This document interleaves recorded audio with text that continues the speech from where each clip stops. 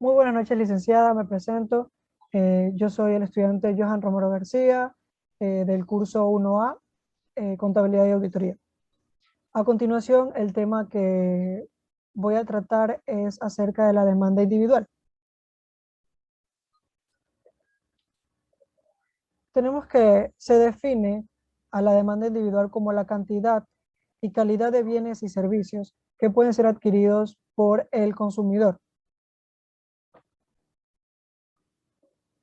Dentro de la demanda individual tenemos determinantes, los cuales son el precio del bien, el ingreso del consumidor, los gustos del consumidor y el precio del bien relacionado. Primero veremos el precio del bien. Al precio del bien tenemos este concepto que dice que la cantidad demandada aumenta a medida que desciende el precio del bien.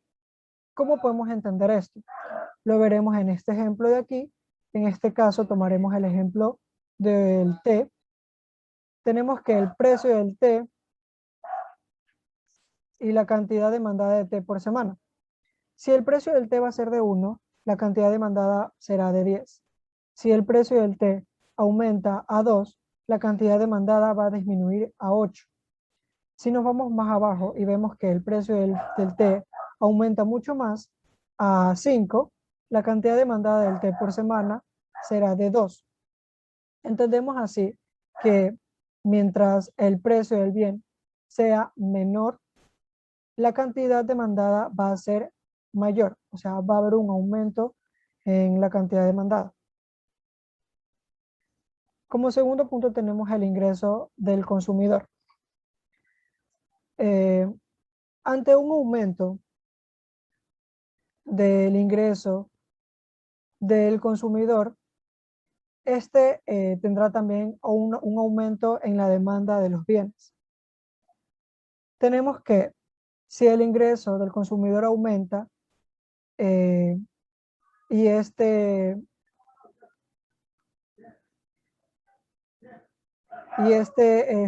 produce un aumento del consumo, lo denominamos como bien normal.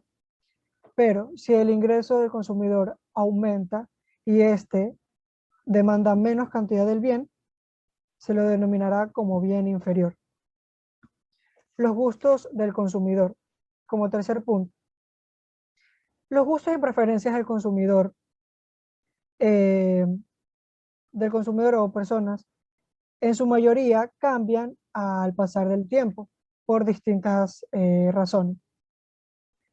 Vemos que el aumento en el deseo de adquirir el bien lleva al aumento de la demanda del mismo.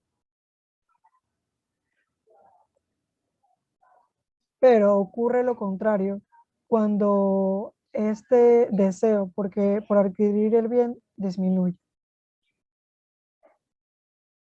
Por último, tenemos el precio de los bienes, de los bienes relacionados.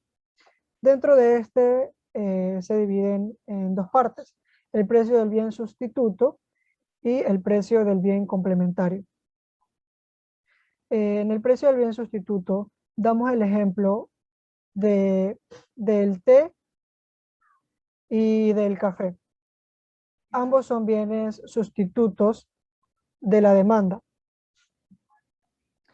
Si tenemos, si el precio del bien sustituto sube, en este caso del té, lo cambiaría por el café. Tomamos el ejemplo de que si a un consumidor le es indiferente el consumir el té o el café, este lo podría sustituir. Si el té tendría un aumento, entonces el consumidor iría por adquirir el café. Debido a que a este consumidor le conviene comprar aquel bien que por el momento es más barato. Por último, tenemos el precio del bien complementario. En este tomaremos el ejemplo del té y del azúcar. Son complementarios para la mayoría de los consumidores. tenemos que si el precio del bien sustituto disminuye el precio del azúcar, entonces este tendrá un aumento en la cantidad demandada del azúcar y también a su vez producirá un aumento en la cantidad demandada del té. Entonces, tenemos que si el precio del azúcar disminuye, tendrá un mayor aumento en adquirir este bien, que a su vez, como otro bien sustituto, tendrá un mayor aumento el té. Esta ha sido mi exposición eh, acerca de mi tema de la demanda individual.